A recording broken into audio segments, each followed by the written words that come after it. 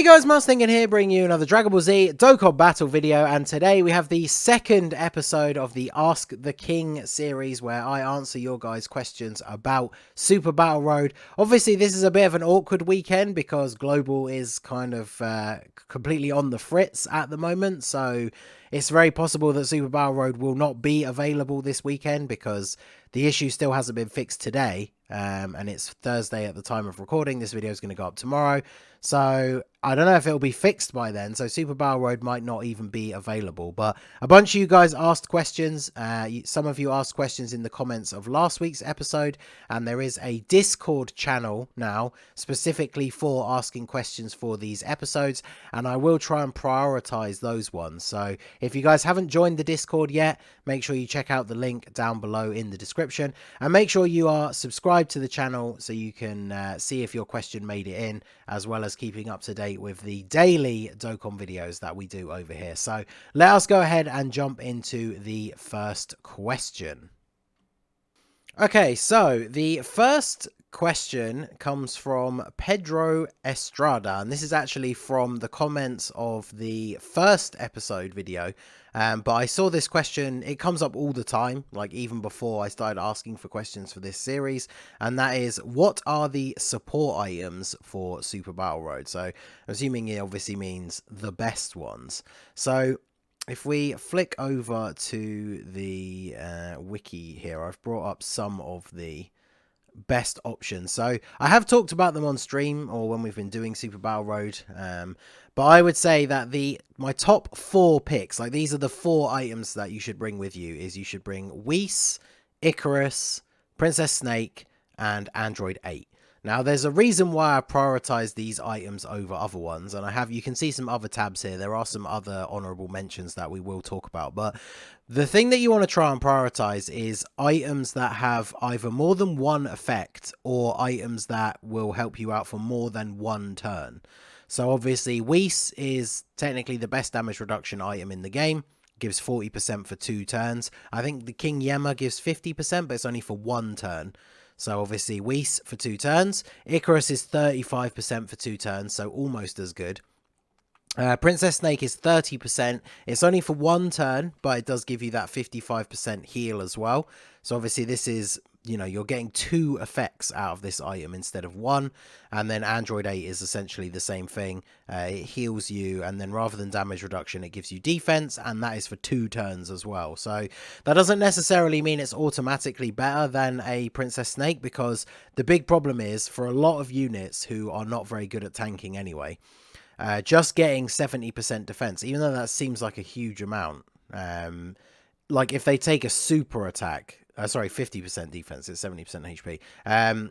If they take a super attack, they're still going to take a ton of damage. Like, just an extra 50% defense doesn't really make a huge difference when you're taking a super attack, especially if it's in like category Super Battle Road, so it's from like a type neutral, or obviously even worse, like the enemy has type advantage over you. Even with an Android 8 active, a super attack is still going to deal a lot of damage. So really, I kind of use this one more as like a backup healing item. It just has the added effect of giving you damage reduction. And so, like I said, I prefer these items because they give you either multiple effects or they last for more than 1 turn. So the honorable mention items, there's obviously Future Bulma. It basically is similar to the Android 8, except instead of a defense buff, it gives you an attack buff. Obviously, this doesn't help you defensively at all, so it's good to give you a little bit of a heal, and then potentially you can use it to kind of like finish off a fight. But because it doesn't help you out defensively, which in the harder stages is really what you need more than anything, that's why it doesn't make the cut for the original 4. Nurse Chi-Chi is one that you see people use a lot, and I'm not saying it's not good to use. Sometimes I will actually bring it if I'm running low on Whis or something, but it reduces the enemy's attack and defense by 74%. That's essentially enough that even if you get super attacked, it barely does any damage. In fact, I believe this does actually offer better damage reduction than a Whis overall. The only problem is it only lasts for 1 turn. And again, for me, with the runs that I've done, with the experience that I've had, I would prefer to have the damage reduction for 2 turns, which is why I put the Whis over this one. But obviously Nurse Chi-Chi is very good as well. And then I included the Ghost Usher here just as the example. The reason why I don't really like the Ghost Usher as much for Super Battle Road, or at least it's not in the top 4, is the fact that it's only for 1 turn. So obviously if you get like a really bad rotation, or you have like a bunch of units that aren't really very good at tanking, you remove all the attacks, and then next turn they're in those exact same places again. That does give you a little bit of foresight to, like, if you know on your next rotation you've got a really good tank, it can be kind of helpful. But the problem is you can't use them 2 turns in a row as well. So if you use it and then the next turn you're actually kind of in trouble, you can't use it again. So then you have to use another item to try and sort of buffer that potential danger for that next turn. So it's kind of like a last resort. Again, if you're running super low on the top 4 items that I suggested, you can easily bring any of the other ones. But yeah, I would say that these 4 are your primary Super Battle Road items. And obviously with the barbershop being updated now, it's a little bit easier to try and get some Weeses as well, because that's the one that I am running the most low on. So those are the best items in my opinion for Super Battle Road. Obviously let me know which ones that you guys use, and let's move on to the next question. Okay, so the next question comes to us from Void from the Discord channel. Make sure you guys join the Discord and post your questions in the specific channel, because I do try and prioritize taking questions from there more so than the Twitter or the YouTube comments. So are there any particular Super Battle Road stages that have yet to come to global that you are dreading trying the no items run? So I wasn't too sure whether this meant just the ones that are available on JP that aren't on global yet, which is just the 10 Extreme Super Battle Road, or just ones in general. So I kind of prepared a little bit for both. So switching over to the wiki again here. We've got, this is the 10 category stages of Extreme Super Battle Road that hopefully will come out for Saiyan Day, but these are the ones that are on JP and not on global yet. Out of all of these, obviously Fusion is the really, really hard one. All of the others I don't think will be too much of an issue. Like, all of these teams are so powerful now that I don't think any of these will be an issue, but Fusion is definitely going to be the hardest one. But in terms of stages that don't actually exist yet, I've brought up a list of all the categories here, and I was having a quick look down. World Tournament is definitely going to be a bit of a weird one, because obviously not the best category overall in terms of units. Because the thing is, even if a category doesn't have super powerful units, the thing that can make a no items run like easy or difficult is whether that category has a lot of units that do things like stunning, sealing, built-in ability to dodge, really good tanks with like built-in damage reduction. Even if a team doesn't necessarily have units that hit crazy hard and can just wipe out the stage super quickly, if you have a whole bunch of units that can tank and stun, then even though the run takes longer, it's obviously not as difficult. So Namekians will be an interesting one. Obviously, if we get this, I imagine we'll probably have the same name update in the game by the time Namekians gets a Super Battle Road stage. So then I don't think that would be that hard, because the physical Piccolo has the ability to see super attacks. And then there's an STR Piccolo that has an AoE that can stun. There's also the LR Piccolo who'll probably get his Easy A fairly soon. Nail is really good as long as you're running another Piccolo, so Namekians probably won't be that difficult. Dragon Ball Seekers could be an interesting one, but there are some very powerful units on that team as well.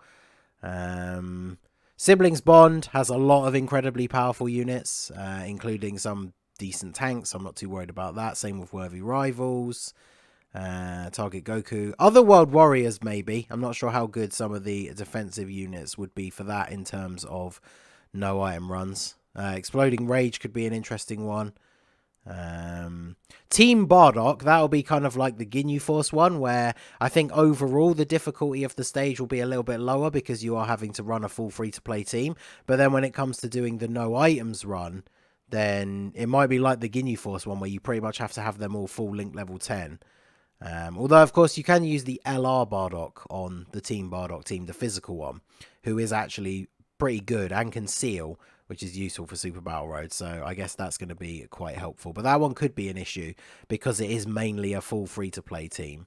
So in Human Deeds, like if you don't have the LR Napperum for GI, I could imagine that being incredibly difficult. Earthlings probably not, because Krillin, like as long as you get good RNG, it might take a bunch of attempts, but I don't think it would be that difficult. Special Pose isn't the best category, but the Int Gotenks is really good for Super Battle Road, so I don't know if that would be too much of an issue. Saviors has Gohan. So this is the thing, like even categories that are a little bit wonky, as long as they have like a really good, really strong tanking unit, you kind of just need to, it might take a bunch of attempts, but the runs won't be that difficult. And like Giant 8 Power and Crossover as well, Space Traveling Warriors, like these bottom three, same with Power Absorption, so many powerful units on those categories that I don't think those would be that difficult. So honestly, out of the ones that we know that are coming in the near future, Fusion is probably going to be the hardest one to know items, the extreme version. So let us move on to the next one. So, question number 3, again, comes from the Discord. It is from Code215. It says, do you value stuns and seal units or guarding units more? Now, this is an interesting one because it partially depends on what you're trying to do. So, like for no item runs, for example, units that can stun are incredibly useful, but the problem is you're kind of rolling the dice and playing against RNG. There have been no item runs where I've tried multiple attempts because none of the units on my team that would stun were actually getting stuns off. And then the run where you finally get it done, it's because they stun almost every single time. And that obviously makes it a lot easier. So a lot of people don't care about no item runs though. So obviously it's not always a factor for some people. Guarding is incredibly useful because obviously in the category stages you're fighting multiple typings. It's obviously nowhere near as important when you're doing the mono stages. But guarding is definitely very important. Sealing is also really, really useful because, especially for a no items attempt, a super attack where you didn't want a super attack is basically how you lose, like pretty much all the time. And to be fair, that's even true for people doing like normal runs with items, because even if you use like an Icarus, if it's your support item in the third slot that by far has the weakest defense that takes a super attack, even with some damage reduction, you do still take a lot of damage. And that only has to happen a couple of times in a row. And then by the time you get to the last fight, you've got no items left. And then you really are just trying to wing it and hope that the RNG comes through in your favor. So guarding is super useful. But if the enemies don't super attack the unit that guards, then obviously you're not getting the full benefit. So it's kind of hard to decide between them because stunning is the most useful overall, but it's completely RNG related. Sealing is obviously guaranteed for most units that can seal, and that does really help you out from not taking a stray super attack, but then it doesn't help you on turns where you don't have a particularly good tank. So even if all the enemies are sealed, you're still going to take quite a bit of damage unless you do use that item. So I think, honestly, overall, I prefer to bring units that can seal and stun over units that guard. Like, if I had to pick the final slot for my team build between a unit that could guard and a unit that can stun, I probably would go for the stun unit. But again, as someone who does do like no item runs, I'm more than happy to retry a stage multiple times over and over again, and not everybody has time for that. So guarding and sealing is probably more consistent because you're not having to roll the dice against RNG like you are with stuns.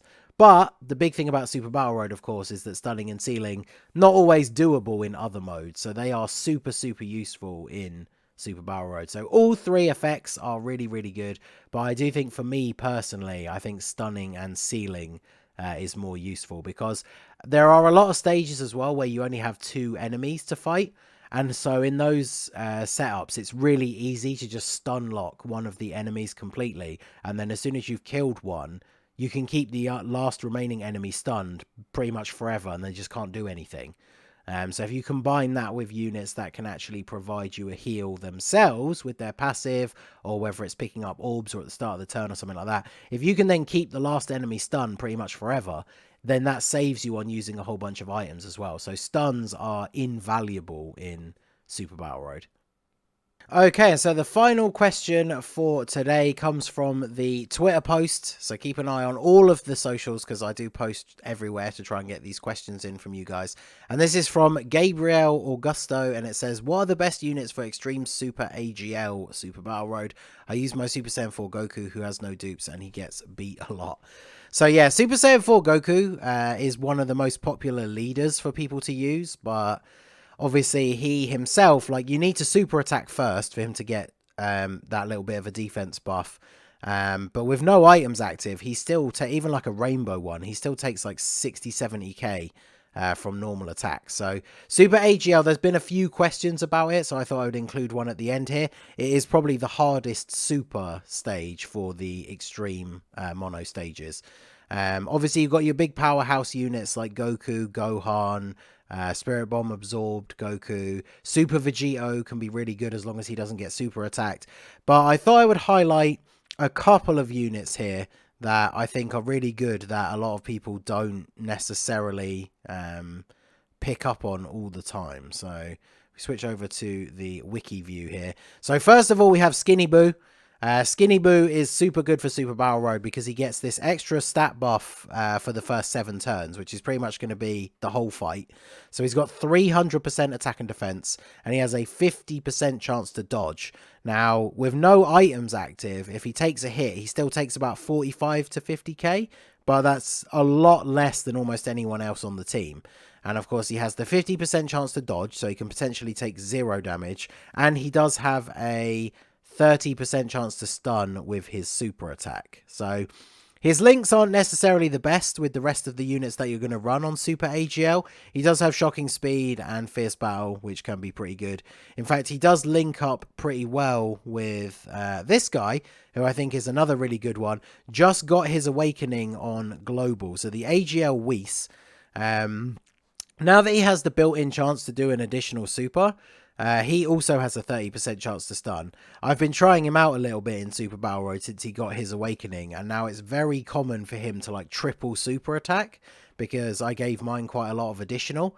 And so you just need one of those to be a stun, and then that's somebody taken out of commission. And then, of course, he has the incredibly useful ability that when you enter a turn when you're at 30% HP or less, he gives you a full heal. But now, he also, on that turn that he gives you the heal, has a 70% chance to dodge. So, like I said, he links up super well with the Skinny Boo. On the turn that he heals you, his dodge chance is then higher than the Skinny Boo. So you can put him in slot 1, potentially dodge all the attacks, stun with your super attack, then Skinny Boo can potentially stun somebody else. The only problem with this Whis is with no items active, if he doesn't dodge, because we've all seen 70% dodge units fail, looking at you, SCRUI Goku, he still takes like 100k if you have no items active, so you do have to be careful about that. And then the other one that I thought was worth mentioning is this AGL Mai. So she provides all allies key +3 and AGL allies attack and defense 20%, which obviously for this stage, all of the allies are AGL. She gives Peppy Gal's allies a chance of performing a crit +10%. So running her and running like the AGL Caulifla is a really good combo because Caulifla can dodge, she can counter super attacks, she raises defense on super. And then the other reason why she's so good is she has a 70% chance to stun with her super attack. So even if you just run her as a 3rd slot floating unit, she's providing key and support, and then has that 70% chance to stun. And I think people overlook some of these units because they're not like the big ticket like Super Saiyans, but they are really, really useful. And as we talked about in a previous question, in fact, all 3 of these units can stun, which is something that I consider very valuable for Super Battle Road. So outside of the big obvious, like, you know, Super Saiyan LRs, I think these ones are really worth considering bringing onto your team to give you a little bit of an easier time. Okay, guys, well, that is going to be it for the video. Thank you for everyone who submitted your questions. Like I said at the beginning, Super Battle Road might not be available this weekend, but we can only hope. And let me know down below, as always, in the comment section. You can ask questions, but like I said, I do prioritize questions in the Discord channel. I do put a tweet out every week as well. I try to pull questions in from all over, but like I said, if you want the best shot of me seeing the question and it being in the video, join the Discord from the link down below and ask in the channel over there, and I will answer more of your questions in next week's episode. So that is going to be it for the video, guys. Smash that like button, subscribe to the channel if you are new, and I will see you all again soon. Have a good one.